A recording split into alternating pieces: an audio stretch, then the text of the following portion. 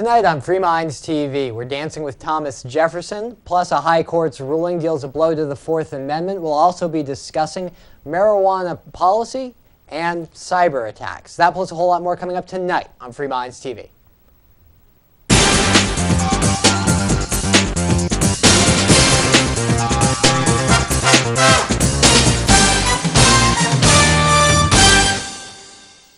Thank you for tuning in to episode 207 of Free Minds TV, where we challenge you, the viewer, to think outside the box. It's Toby here with you. And Nick. And as I was combing through the internet today looking for some show prep, Nick, it was difficult to choose exactly what to talk about because there was so much. And you can only fit so much into a half-hour episode. I mean, could have brought in 10 stories that were really good to talk about today. Then we wouldn't get very far into the stories if we covered them. Right, it would just be going over topics, and it's almost going to have to be like that anyways. But I guess I took the top four that were pet issues to me, but I mean there were so many out there. This encroaching big government, violation of civil liberties, horrible foreign policy. I mean it's moving at an ever rapid rate, and it's difficult to kind of decide what are we going to be talking about on each show. We do the half-hour TV. Some shows kind of take a general direction. We'll focus more on if there's a lot of stories or a couple of really good stories about civil liberties, then we'll talk about civil liberties. If it's foreign policy that week, like the week Libya was bombed, then we'll, initially bombed, then we'll start talking about foreign policy or the economy if there's something important to talk about there. So we'll change direction, but it's not necessarily, we're not necessarily ignoring issues on purpose. It's just 3 or 4 topics, 5 at the most, is all we could cover here on this show and really get into the stories at all. Yeah, so we're going to try to get to 4 of them. One of them, I think this one is huge, and it's about dancing. Seems like a weird topic to cover. Well, it's about dancing I can't dance very well. Yeah, at the Jefferson Memorial in Washington, D.C. There was a sort of a protest after a court ruling that dictated that you could no longer do any kind of demonstration, whether it be protesting, freedom of speech and having like an assembly there to protest something, or even expressive dance inside the atrium of the Jefferson Memorial.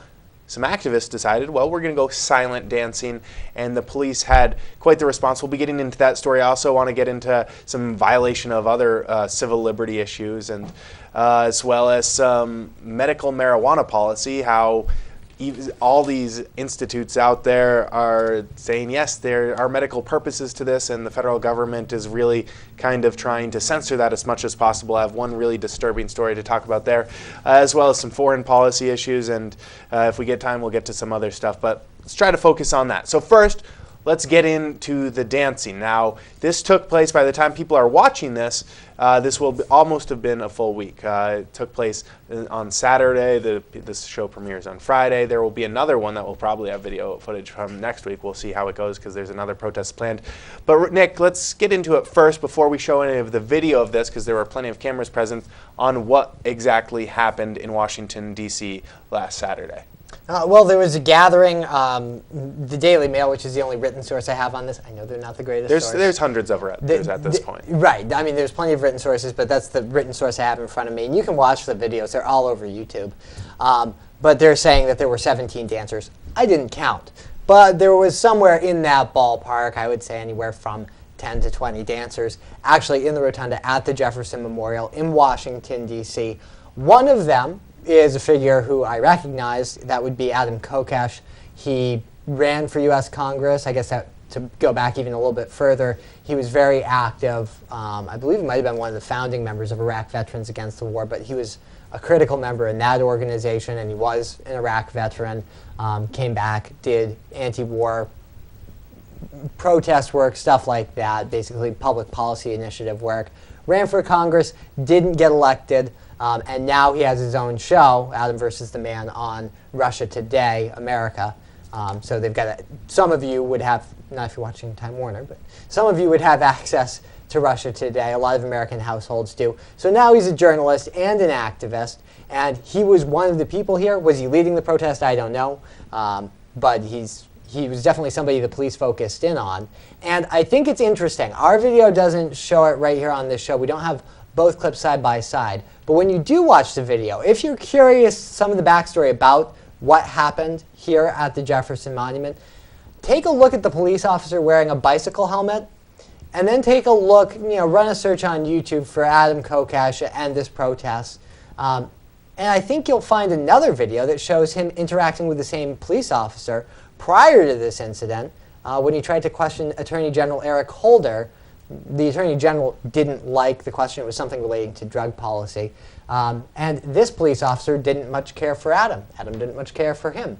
They had a little bit of an exchange, but it's pretty clear it's the same police officer. So take a look at Mr. Bike Helmet. We'll throw that Officer up on our Bike show. Helmet. We'll throw that up on our show notes up at freemanstv.com. Check out the forum and this week's show notes. Right. But let's get into what we're talking about here. Let's show, it's about a minute there, and we will post the full raw footage up there. Earlier this week when I first took a look at it, it was well past 500,000 hits. It's climbing up to 1 million hits. So this is getting out there. Definitely is. So, but let's just show some of the highlights from it. If you want the full video, uncut footage, that'll be up on our show notes up at freemindstv.com. Without further ado, let's check out the clip. You're not allowed to have free expression or free speech in the memorial to Thomas Jefferson, the champion of free speech. We're moving, man. We're in love. We're touching each other. We're stopping. We're stopping. What are you doing? We're stopping. You are not arresting us for standing For here. what? We can dance if we want to. We can leave our friends behind. Because if cops don't dance, and if they don't dance with us, no friends of mine.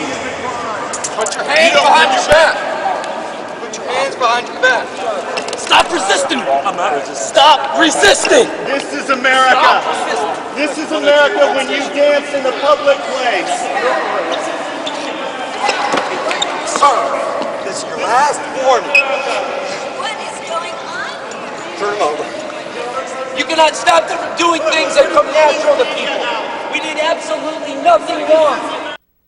So as you can see, people dancing, and the police didn't like them dancing, so they took them Park out. police do not like when you disrespect their authority. They also seem not to like the cameras because, as you can see, they were booting out the media. They wanted them gone. Oh, yeah. The full clip shows They did one. not take off their hats, No. which is something I noticed.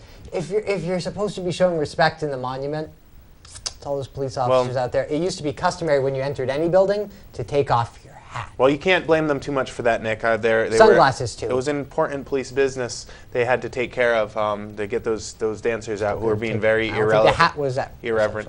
So you can also see in the full clip, one of the officers asks if there's you have permits for those cameras to be taking this video footage. And what's so ironic about this is it's in the Jefferson Memorial. And if anybody is familiar with some of the founding fathers, Jefferson was a huge advocate for freedom of expression. And now you can no longer have any kind of expression inside a monument that was created for such a purpose. Jefferson, I mean, I know you do have to take into account the standards of the day, the whole slavery issue, but excluding that stuff, and I'm not trying to dismiss it, but let's deal with the fact it was a couple hundred years ago.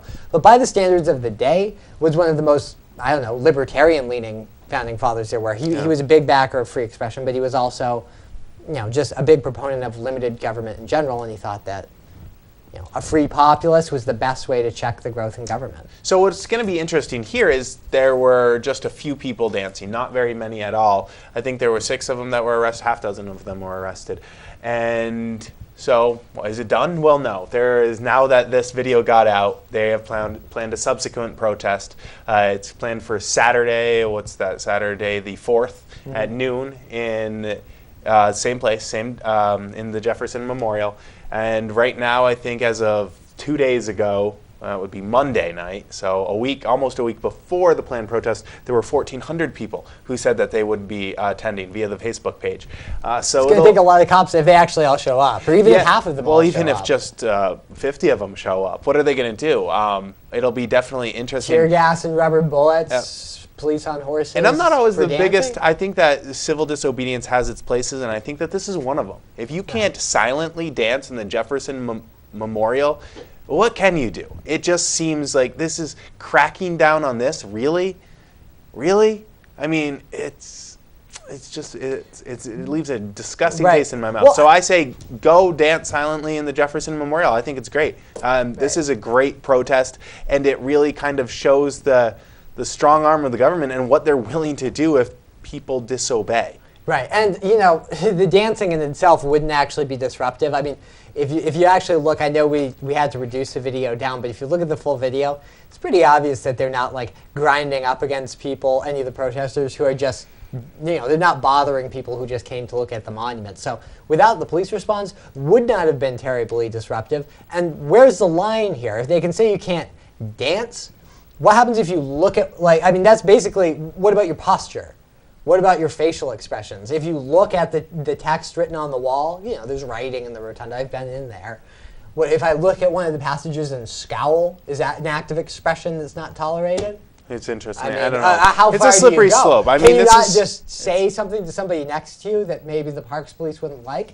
Because you're in that ballpark. I don't care if they stop and say, well, you can't hold a sign there. Why? It's a public place. You should be able to hold a sign. You should be able to silently dance. You paid for it. It's ridiculous. We're talking about public property here. Oh, but you could protest outside if you get the proper paperwork. You could videotape outside if you get the proper permits. It's asking permission for the First Amendment. And it says something about the mindset of people in government, because you would think that if people in government, people in the Parks Police force, and just I don't know who came up with these rules. Probably the Park Service. I don't know. There was a court ruling involved, but somebody was probably pushing for it. But if you really think that people in government care about keeping you free, they're not really after your freedom, I think you should look at stories like this, because if you actually believed in a free society, you believed in free expression, you believed in all the junk that you were, and I say it's junk because it wasn't really all that true. If you actually believed all the stuff you were taught in civics class, some of them were good ideas, but it's not really the way the world works now, apparently. Wouldn't these public servants be encouraging people to protest somewhere like the Jefferson Memorial? We're better to protest in supposedly the freest country in the world, a country that values free expression and that values pushing the envelope, and that values all of these things. This is completely the opposite of what we were told as kids America was about, what America was supposed to be about. Right. It makes me wonder, could the civil rights movement have taken place if it had been delayed by 50 years? Would that have even been possible? I sort of doubt it. It's something I've been thinking about after watching these videos. Could it? That's the other thing, is I don't know that, sure, the police forces are larger, sure, they have more tools at their disposal to track people, arrest them, but really, it's the people what it comes down to is the people aren't out there. They aren't getting outraged. And what made the civil rights movement powerful, they were facing attack dogs, fire hoses. They were being killed. Black people and white activists for equal rights in the South were being killed down there. People were being shot. They were being lynched. Houses were being firebombed. It kind of went with the territory if you were a leading activist in that movement. So it just seems to me that people aren't willing to take risks. They don't really care about their freedom that much. They're not even really willing to go out there and risk getting cited for dancing, and I don't even know what the charge is. Disturbing the peace? Dancing without a permit? We do need to move on to other stories, but we will be updating you guys next week on what happens. And hey, if people go there as well, we'll also probably, I'm sure, be talking about it on this Sunday's live edition of Free Minds Radio, 3 o'clock Eastern Standard Time. All right, moving right along to other violations of our very tattered, almost useless Constitution. The High Court has voided civil rights suit against Ashcroft. This coming from NBC. A unanimous Supreme Court today ruled that former Attorney General John Ashcroft cannot be sued by an American-born Muslim who claimed that he was improperly detained in the early days on the War on Terror. The ruling is a blow to civil liberties groups who challenged the controversial post-9/11 policy. The lawsuit was brought by Abdullah Al-Kid, who was arrested by an FBI gentleman after he sought to board a flight to Saudi Arabia in March of 2003. He was claiming that he was going to study abroad. The government said that he was needed to testify at a trial for an Idaho man accused of helping Al-Qaeda run a computer-based recruiting network.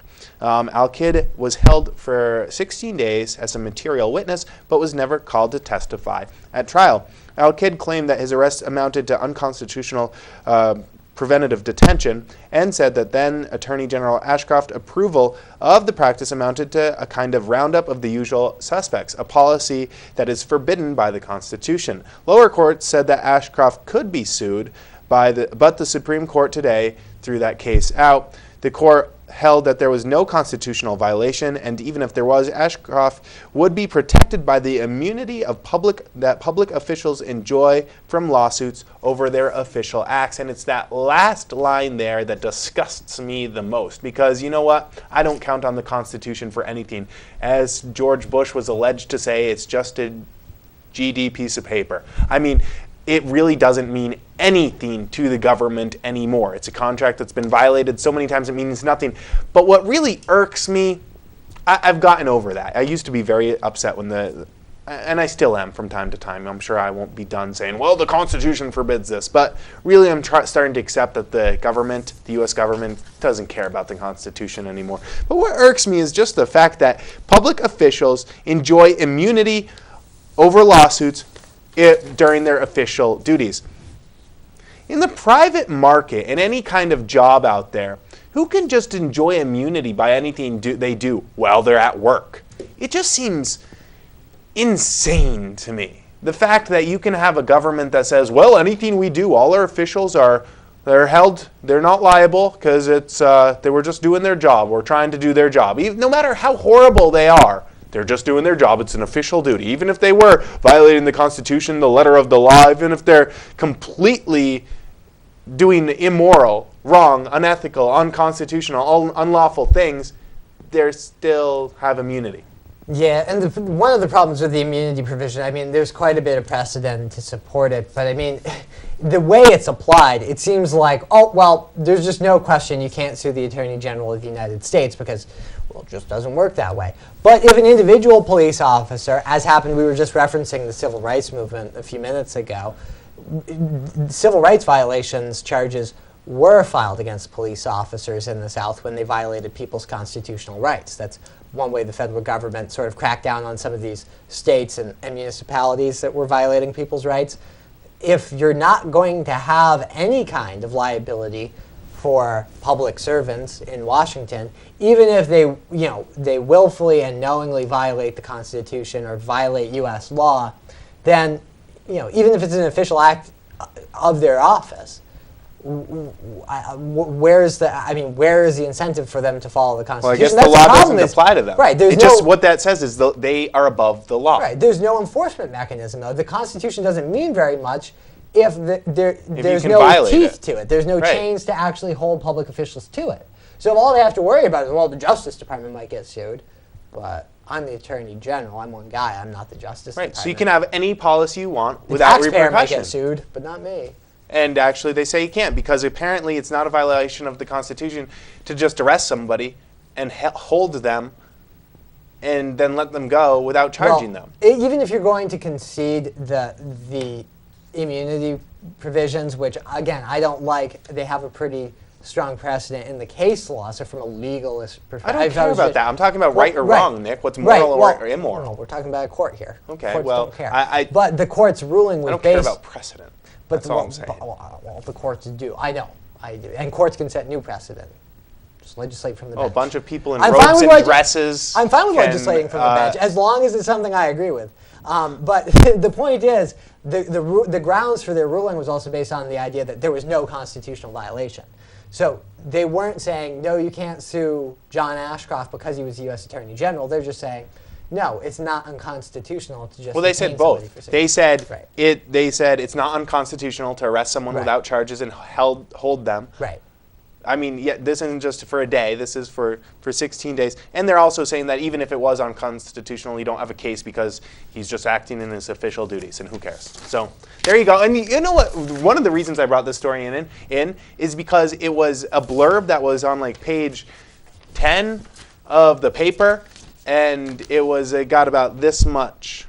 And to me, this is a big story that should be on the front page of the paper, because it really does set a precedent to say that the government can now arrest you and charge you arrest you and hold you without charging you, not just for the 24 or 48 hours, which was previous to this case, but for longer periods of time. At least 16 days. At least 16 days now. They can just hold you in a cell and then just let you go, and that's it. And I thought that should get a little bit bigger of a blurb than just a back of the paper, a little teeny little write-up. Don't worry about it. Habeas corpus isn't a big deal. A kid who got mauled by a dog in New York got a longer blurb, Nick. Yeah, see, I mean, it's not like Cubans float on a raft to get to the United States because they like living in a country that doesn't have habeas corpus. So, I mean, maybe you should think about how good you actually have it right now. And I know we're losing it fast, but we still have a lot of those traditions there. They haven't been totally destroyed. I hope the Americans will start to think about how good they have things and not wait a couple years and think about how good they had things back before they let it all go to hell. It was That would be my good hope. back in the day. All right, Nick, we got to move on. Got more stories to get to. I do want to touch on this briefly. We've talked about the war on drugs, the war on medical marijuana so much. I'm not going to spend too much time on this, but I do want to point out one of the reasons why medical marijuana is not legal in every single state is because of the censorship, the government censorship that is put out there. So this is just one quick little story I want to highlight, and I'll post it up on our show notes up at freemindstv.com so people can read the whole article, click through the hundreds and hundreds of pages that relate to this story. But real quick, government forced NCI to censor medical cannabis facts. In March, the National Cancer Agency, NCI, a competent agency of the National Institute of Health, acknowledged the medical benefits of marijuana in its online treatment database. But the information only stayed up for a few days before it was scrubbed from the site.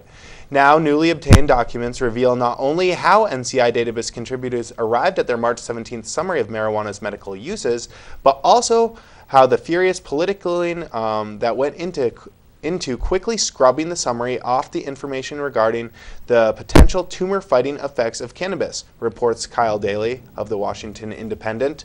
And then the article goes in to talk about how various alphabet soup federal agencies, such as the National Institute on Drug Abuse and the Office of National Drug Control Policy, kind of bullied the NCI into removing these articles from their site, where despite the fact that their medical research, the science behind it showed the medical benefits of marijuana, well, guess what? The federal government doesn't want that out there, so they bully the NCI to scrubbing it from their website. So it's just one of the reasons why you go, well, if medical marijuana was really good, some of you out there, well, it would be approved by the National Cancer Agency. It would be approved by all these other medical institutes out there, which it is by many of them. But one of the reasons, not all of them, is because the federal government kind of likes to censor those facts because they've got a stake in it. It's a Schedule I drug, which means it can't have any medical benefits. Plus, it's a multi-billion-dollar agency, a multi-billion-dollar dollars going into this. I'm sorry, I lost my train of thought. Lots of money going into the enforcement on it, all these agencies going on into it, the industrial prison complex, all this stuff. So you can't just say that it has medical effects. Right. Well, you have to remember that with many of these institutes, even if they're not government controlled per se, the U.S. government controls a lot of the grants which are used to fund a lot of research. I mean, if you're in the field of medical research, losing the opportunity to get federal grants and federal funding, it's not a good thing. So you might be saying, well, what do these institutes really have to lose by going against the federal government? It's not like they're going to throw these institutes in prison. No. But they might lose a lot of their funding if they don't present the research in a certain way. Right. And we've talked so much about it, we could talk for hours more about the medical marijuana, the war on drugs in general. But we got one more story I do think we should touch on, and it's about foreign policy. Yes, and this one, well, sort of foreign policy. It's sort of extending it into a new realm. Cybersecurity, what the Pentagon's policy is going to be regarding the web. And they're saying, according to Fox News, that computer sabotage coming from another country can constitute an act of war. That's the line that the Pentagon has taken. One military official was quoted as saying, if you shut down our power grid, maybe we will put a missile down one of your smokestacks. Now, Nick, I think that it is important to say, yes, we have some kind of a policy on cyber attacks because they can do huge damage. But to say that it constitutes an act of war is going down a slippery slope because, well, cyber attacks could really come from anywhere. Yeah, they might be coming from Iran. Do we know that it's the government? It could also be coming from some kid in Florida, making it look like it came from Iran. I mean, it's not, the science just isn't necessarily there. And the thing that bothers me is that the Pentagon isn't the one to say anyway. You know what I mean? Yeah, well, it should be Congress. Right. I mean, constitutional. The Pentagon doesn't have the authority to say what physical acts constitute an act of war. Now, there are traditions in international law, but really, Congress has the say over whether it's worth going to war with another country, not the generals. The military doesn't decide when they get to be used. But now they say that if there's a cyber attack, we could go at war with the country. Well, I mean, here's the thing, and Stuart briefly discusses it.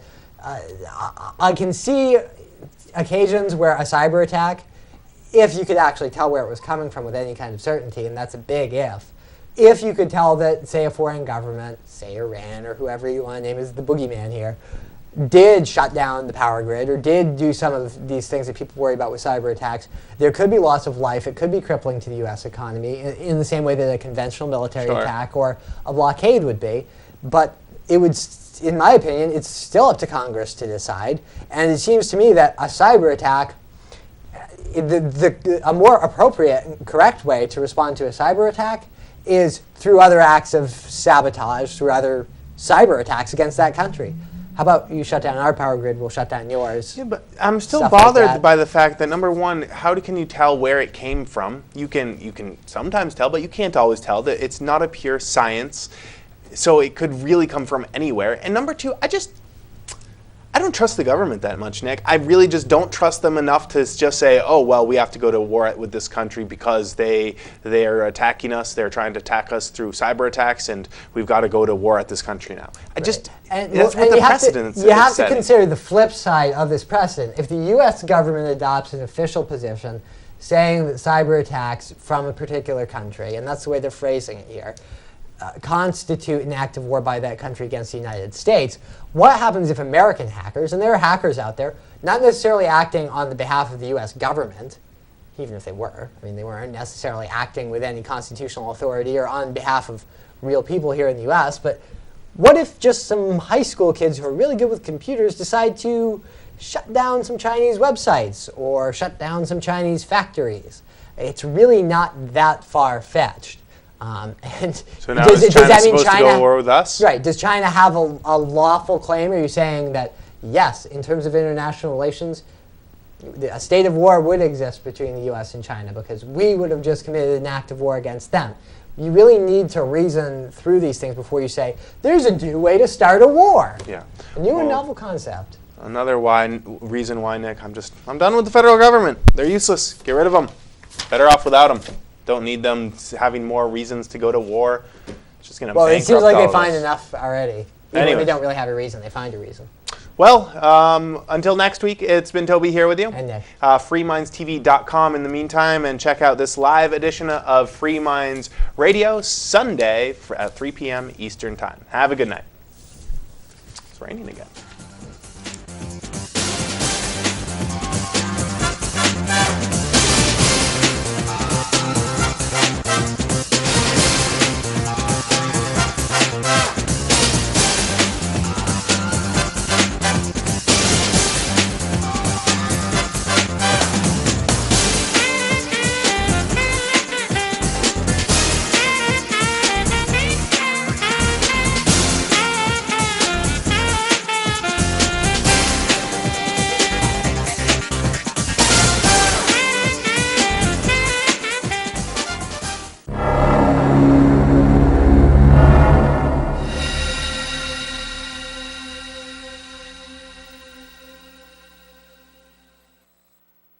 I should be in Keene, New Hampshire with the Free Staters.